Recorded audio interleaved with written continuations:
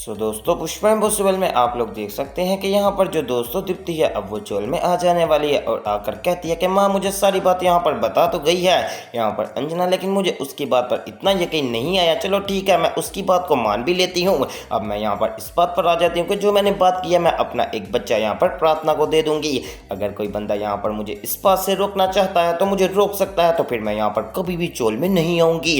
दोस्तों जब पुष्पा ये बात सुनती है तो वो कहती है कि दीप्ति तू इस टाइम बहुत ही ज़्यादा यहाँ पर उलझन में पड़ी हुई है और तू सोच समझ से काम नहीं ले रही बल्कि तू जज्बाती हो रही है। मैं तो तुझे यही कहूंगी कि पहले यहाँ पर सोच समझ से काम ले, उसके बाद आकर बात करना। तो दोस्तों दीप्ति कहती है कि माँ मैंने बात कर दी है और अब जो मेरी बात मानेगा तभी मैं यहाँ पर चोल में आऊंगी। आप लोग मेरी एक बात सुनो, मैं भी तो एक माँ ही हूँ ना, मैंने 2 बच्चों को पालना है, तो क्या मेरे साथ यहाँ पर प्रार्थना भी एक बच्चा नहीं पाल सकती? वो बच्चा उसको माँ कहेगा, इसमें कौन सी गलत बात है? तो दोस्तों अश्विन कहता है कि नहीं दीप्ति ऐसा नहीं हो सकता, तूने अभी सोचा नहीं है। तो दोस्तों दीप्ति कहती है मैंने इस घर में रहने का भी नहीं अभी सोचा, वो तब मैं सोचूंगी जब यहाँ पर तुम लोग मुझे जवाब दोगे कि जो प्रार्थना है उसको मैं एक बच्चा दे दूंगी। लो दोस्तों बहुत ही बड़े शिकंजे में फंस गई है पुष्पा, बेचारी कुछ कर भी नहीं सकती। लेकिन वैसे अगर मैं अपनी राय बताऊं तो इसमें इनको कोई दुख तो नहीं होना चाहिए, क्योंकि दोस्तों आप लोगों को पता है कि पूरा चोल यहाँ पर एक साथ कितनी ज्यादा खुशी से रहता है। अगर यहाँ पर एक मिसाल है दीप्ति अपना बच्चा दे भी देगी प्रार्थना को तो वो उनकी नजरों के सामने ही तो रहेगा, और वैसे भी हम इन्होंने कौन सा अलहदा हो जाना है, लेकिन वक्त का कुछ पता नहीं होता। फिलहाल दोस्तों अगर मैं यहाँ पर मौजूद होता तो मेरे लिहाज से यही होना चाहिए था कि दीप्ति अपना बच्चा प्रार्थना को दे देती, लेकिन दोस्तों अब यहाँ पर ना तो अश्विन बन रहा है और ना ही पुष्पा। तो दोस्तों यहाँ पर अब कहने वाली है दीप्ति कि मम्मी मुझे पता है कि आपका दिल नहीं कर रहा, चलो ठीक है अगर आप लोग इस बात को नहीं मानते तो तब मैं आप लोगों के सामने एक शर्त रख देने वाली हूँ। मेरी शर्त भी ये है कि अगर आप लोग चाहते हो कि मैं इस चोर में वापस आ जाऊँ तो मैं इस चोर में तभी वापस आऊँगी जब मेरे यहाँ पर डिलीवरी होगी और एक बच्चा यहाँ पर प्रार्थना संभालेगी और एक बच्चे को मैं संभालूंगी। मैं फिर भी वापस आऊंगी। अगर यहाँ पर मैंने दोनों बच्चे अपने पास रखने हैं तो मैं अपनी माँ के घर रहूंगी। लो दोस्तों बहुत ही बड़ी बात कर दी है दीप्ति ने। और अब यहाँ पर जो प्रार्थना है वो कहती है भाभी आप मेरी वजह से अपना घर खराब क्यों कर रही हो?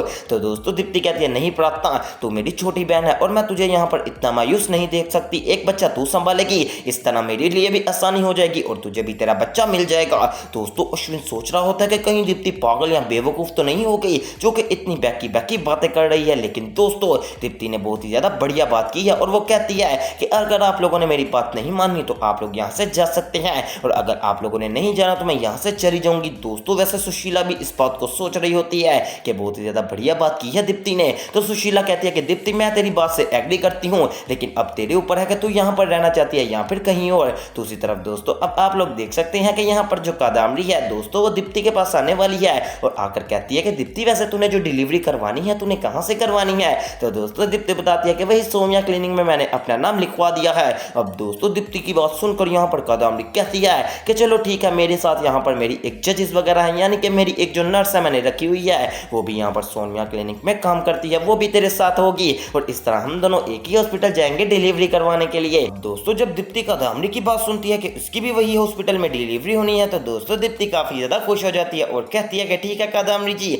हम दोनों इकट्ठे जाएंगे, मेरी तो 25 तारीख आ रही है। तो दोस्तों कादम्बरी कहती है कि मेरी भी 25 तारीख ही है और उन्होंने मुझे बता दिया है कि तुम लोगों की इकट्ठी डिलीवरी हो जाएगी, मैंने अपनी उससे बात भी कर लिया। दोस्तों अब कादम्बरी तो यहाँ पर बहुत ही ज्यादा चालबाज औरत है, बेचारी दीप्ति इस बात को नहीं समझ पाती और वो कहती है कि ये तो अच्छी बात है कादम्बरी जी, इस तरह तो एक ही दिन में यहाँ पर चोल में कितनी ज्यादा खुशियां आ जाएंगी और आप लोग तो खुश भी हो जाएंगे। दोस्तों अब यहाँ पर जो कादम्बरी है उसकी चाल मैं आपको बताता हूँ। वो जब यहाँ पर अपनी नर्स के पास जाती है तो उसको बताती है कि जो दीप्ति है ना उसकी यहाँ पर प्रेगनेंसी बहुत ही ज्यादा करीब है और उसकी डिलीवरी भी बहुत ज्यादा करीब है। अब वो यहाँ पर सोमिया क्लिनिक में जब उसकी डिलीवरी होगी आपने वहां पर मेरा सारा सेटलमेंट कर देना है। अब जो दीप्ति के 2 बच्चे होंगे ना उसमें से एक बच्चे को हम ले लेंगे, इस तरह तो हमें कोई बच्चा करने की यहाँ पर जरूरत ही नहीं पड़ेगी। अब ये सारा काम आपके जिम्मे है कि आपने किस तरह दीप्ति का जाकर बच्चा चोरी करना है और उसे लाकर ले देना है, या फिर किसी नर्स के साथ आप बात कर लीजिए ताकि यहाँ पर उनसे हम पैसे दे देंगे उनको अच्छे खासे, और जो दीप्ति का एक बच्चा है उनको कहेंगे कि वो बच्चा जाया हो चुका है और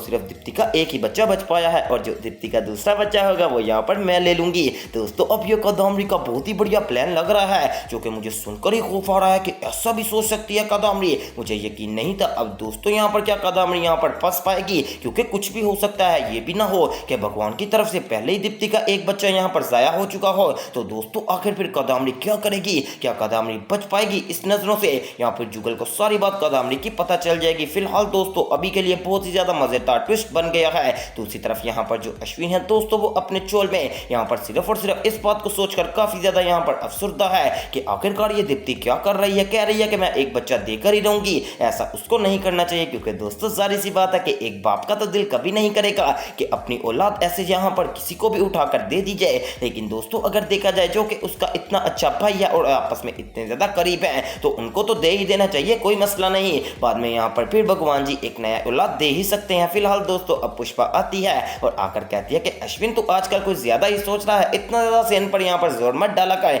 मुझे पता है कि तू काफी ज्यादा उदास है लेकिन भगवान जी की कृपा से सब कुछ ठीक हो जाएगा और तू बहुत ही ज्यादा सोच रहा है। तो दोस्तों साथ में अश्विन कहता है कि नहीं पुष्पा जी मैं ज्यादा नहीं सोच रहा, बस मैं ये बात सोचने पर मजबूर हूँ कि आखिरकार ये दीप्ति कैसी बात कर गई है और शर्तें मनवा रही है कि अगर मैं बच्चा दे दूंगी और तुम लोग राजी हो जाओगे तब मैं चोल में आऊंगी वरना मैं चोल में नहीं आऊंगी। ऐसा दीप्ति को नहीं करना चाहिए। दोस्तों यहाँ पर अश्विन बात तो ठीक कर रहा है लेकिन दीप्ति बेचारी की भी तो मजबूरी है क्योंकि जाहिर सी बात है कि घर में तो कोई बंदा मान ही नहीं रहा कि अपना बच्चा किसी को वो दे, क्योंकि अगर यहाँ पर वो शर्त ना रखती तो फिर तो मामला बिल्कुल ही खराब हो जाना था। दोस्तों अश्विन कहता है कि माँ सीधी सी बात है मैं अपने दोनों बच्चे चाहता हूँ और वो भी बिल्कुल सही सलामत। ये दीप्ति बहुत ही ज्यादा गलत हरकत कर रही है। तो दोस्तों पुष्पा कहती है वैसे मुझे एक बात बता अश्विन, क्या तूने कभी अपने भाई से अलग होना है? तो दोस्तों अश्विन कहता है नहीं माँ। तो दोस्तों पुष्पा कहती है कि फिर इसमें कौन सी बुरी बात है, एक ही साथ तेरे बच्चे पढ़ेंगे और यहाँ पर एक दूसरे की तेरे ऊपर नजर भी रहेगी, इस तरह तुम लोगों का प्यार भी उससे बढ़ा रहना। बस बच्चा यहाँ पर प्रार्थना को होगा, बाकी तो तुम सब भी साथ उससे प्यार कर सकते हो।